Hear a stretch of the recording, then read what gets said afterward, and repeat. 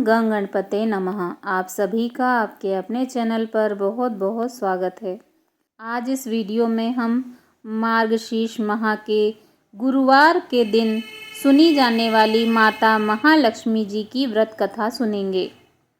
ओम श्रीं ह्रीं श्रीं कमले कमलालये प्रसीद प्रसीद श्रीं ह्रीं श्रीं ओम महालक्ष्मी नमः। आइए भक्तजनों, ध्यान से सुने श्री महालक्ष्मी जी की व्रत कथा। इसे श्रवण और पठन करने से दुख दारिद्र्य दूर हो जाता है। श्री महालक्ष्मी माता की कृपा से सुख संपत्ति ऐश्वर्य प्राप्त होता है। मन की सभी इच्छाएं पूर्ण होती हैं। श्री महालक्ष्मी माता के अनेक रूप तथा नाम हैं। भूतल में वे छाया, शक्ति, तृष्णा, शांति, जाति, लज्जा, श्रद्धा, कांति, वृत्ति, स्मृति, दया, तुष्टि, माता, अधिष्ठात्री एवं लक्ष्मी के रूप में स्थित हैं। उन्हें प्रणाम करते हैं। कैलाश पर्वत पर पार्वती, क्षीर सागर में सिंधु कन्या, स्वर्गलोक में महालक्ष्मी, भूलोक में लक्ष्मी, ब्रह्मलोक में सावित्री, ग्वालों में राधिका, वृंदावन में रासेश्वरी, चंदन वन में चंद्रा, चंपक वन में गिरजा, पद्म वन में पद्मा, मल्टिव वन में मालती, कुंदन वन में कुंददंती, केतकी वन में सुशीला, कदम्ब वन में कदम्बमाला, राजप्रसाद में राजलक्ष्मी और घर घर में गृह लक्ष्मी इन विभिन्न नामों से पहचानी जाती हैं। इस तरह सर्वथा चारों ओर सर्वभूत से सुपरिचित माता श्री महालक्ष्मी की यह कथा है। अब हम इसका श्रवण करेंगे। भारतवर्ष के सौराष्ट्र देश में द्वापर युग की यह कहानी है। सौराष्ट्र में उस समय भद्रश्रवा नाम के राजा थे। वे बड़े पराक्रमी राजा थे। 4 वेद, 6 शास्त्र, 18 पुराण का उन्हें ज्ञान था। उनकी रानी का नाम सूरत चंद्रिका था। रानी दिखने में सुंदर और सुलक्षणा थी तथा पतिव्रता थी। उन दोनों को 7 पुत्र तथा उसके बाद एक कन्या का वरदान मिला था। कन्या का नाम श्यामबाला था। एक बार महालक्ष्मी जी के मन में आया कि जाकर उस राजा के राजप्रसाद में रहे। इससे राजा को दुगनी धन दौलत की प्राप्ति होगी और वह इस धन दौलत से अपनी प्रजा को सुख दे पाएगा। गरीब के घर अगर रहे और उसे धन दौलत प्राप्त हो तो वह स्वार्थी की तरह केवल अपने ऊपर ही खर्च करेगा। यह सोचकर श्री माता महालक्ष्मी जी ने बूढ़ी ब्राह्मण स्त्री का रूप धारण किया। हाथ में लाठी लिए लाठी के सहारे रानी के द्वार तक पहुंची। यद्यपि उन्होंने बूढ़ी औरत का रूप धारण किया था, पर उनके चेहरे पर देवी का तेज था। उन्हें देखते ही एक दासी सामने आई। उसने इनका नाम, धाम, काम, धर्म पूछ डाला। वृद्ध ब्राह्मण का रूप धारित माता माँ लक्ष्मी जी ने कहा, बालिके, मेरा नाम कमला है। मेरे पति का नाम भुवनेश है।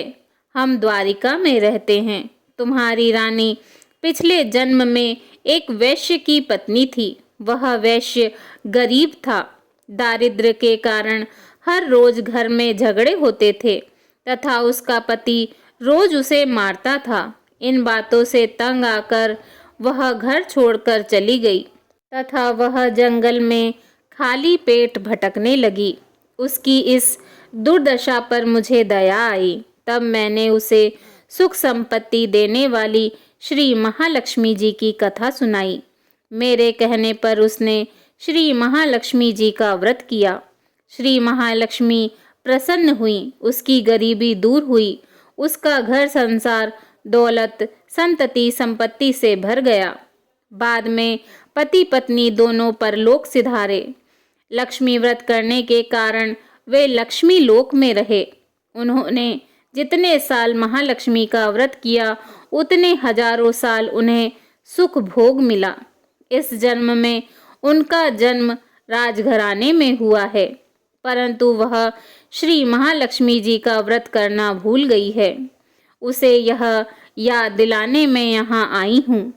बुढ़िया की बातें सुनकर दासी ने उन्हें प्रणाम किया तथा श्री महालक्ष्मी जी का व्रत किस तरह किया जाए इस बारे में बुढ़िया से पूछा। बुढ़िया रूप धारण किए हुए श्री महालक्ष्मी माता ने दासी को पूजा की विधि तथा महिमा बताई। इसके बाद वह दासी माता को प्रणाम कर रानी को बताने अंदर चली गई। राज वैभव में रहते हुए रानी को अपने ऐश्वर्य का बहुत घमंड हुआ था। संपत्ति तथा अधिकार की वजह से वह उन्मत्त हो गई थी। दासी द्वारा बताई गई बुढ़िया की बातें सुनकर वह आग बबूला होकर राजद्वार पर आकर बुढ़िया रूपी श्री महालक्ष्मी पर बरस पड़ी। उसे यह मालूम नहीं था कि श्री महालक्ष्मी माता बुढ़िया का रूप धारण किए द्वार तक आई हैं, परंतु रानी का इस कदर रूखा बर्ताव तथा अपना अनादर देखकर माता ने वहां ठहरना ठीक न समझा। वे वहां से चल पड़ी। राह में उन्हें राजकुमारी श्यामबाला मिली। उन्होंने श्यामबाला को सारी बात बताई। श्यामबाला ने अपनी ओर से श्री महालक्ष्मी माता से क्षमा मांगी। माता को उस पर दया आई। उन्होंने श्यामबाला को भी श्री महालक्ष्मी व्रत के बारे में बताया। उस दिन अगहन मास का पहला गुरुवार था। श्यामबाला ने परम श्रद्धा से श्री महालक्ष्मी का व्रत रखा। फलस्वरूप राजा सिद्धेश्वर के सुपुत्र मालाधर से उसका विवाह हुआ। वह धन दौलत ऐश्वर्य वैभव से माला माल हो गई। पति के साथ ससुराल में आनंद से दिन बिताने लगी। इधर श्री महालक्ष्मी का रानी पर प्रकोप हुआ। फलस्वरूप राजा भद्रश्रवा का राज्य एवं राज कारोबार नष्ट हो गया। यहाँ तक कि खाने के लाले पड़ गए। ऐसी हालत में एक दिन रानी ने राजा से निवेदन किया, हमारा दामाद इतना बड़ा राजा है, धनवान है, ऐश्वर्यशाली है, क्यों ना उसके पास जाएं, अपना हाल उसे बताएं, वह जरूर हमारी मदद करेगा।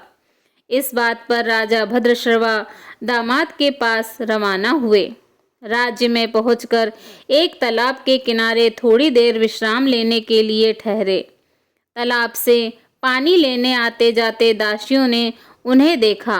उन्होंने विनम्रता से उनकी पूछताछ की। जब उन्हें यह मालूम हुआ कि वे रानी श्यामबाला के पिता हैं, तो दौड़ते हुए जाकर उन्होंने रानी को सारी बात बताई। रानी ने दासी के हाथ राज परिधान भेजकर बड़े ठाट से उनका स्वागत तथा आदर सत्कार किया, खान पान करवाया। जब वे लौटने लगे तो सोने की मोहरों से भरा घड़ा दिया। राजा भद्रश्रवा जब वापस लौटे तो उन्हें देखकर रानी सूरत चंद्रिका खुश हुई। उन्होंने सोने की मोहरों से भरे घड़े का मुंह खोला, पर हाय भगवान, घड़े में धन के बदले कोयले मिले। यह सब श्री महालक्ष्मी के प्रकोप से हुआ। इस प्रकार दुर्दशा में और कई दिन बीत गए। इस बार रानी स्वयं अपनी कन्या के पास गई। वह दिन अगहन मास का अंतिम गुरुवार था। श्यामबाला ने श्री महालक्ष्मी का व्रत किया, पूजा की, अपनी माता से भी व्रत करवाया। इसके बाद रानी अपने घर आई। श्री महालक्ष्मी जी का व्रत रखने पर उसे फिर से अपना राजपाट, धन दौलत, ऐश्वर्य प्राप्त हुआ। वह फिर से सुख शांति आनंदमय जीवन बिताने लगी। कुछ दिनों बाद राजकन्या श्यामबाला अपने पिता के घर आई। उसे अपने घर देखकर सूरज चंद्रिका को पुरानी बातें याद आईं। यही कि श्यामबाला ने अपने पिता को घड़ा भर कोयला दिया था और उसे तो कुछ भी नहीं दिया था। इसी कारण श्यामबाला को पिता के घर आने पर उसका कोई आदर आतिथ्य नहीं हुआ, बल्कि अनादर हुआ। पर उसने इस बात का बुरा नहीं माना। अपने घर लौटते समय उसने पिता के घर से थोड़ा नमक ले लिया। अपने घर लौटने पर उसके पति ने पूछा, अपने मायके से क्या लाई हो?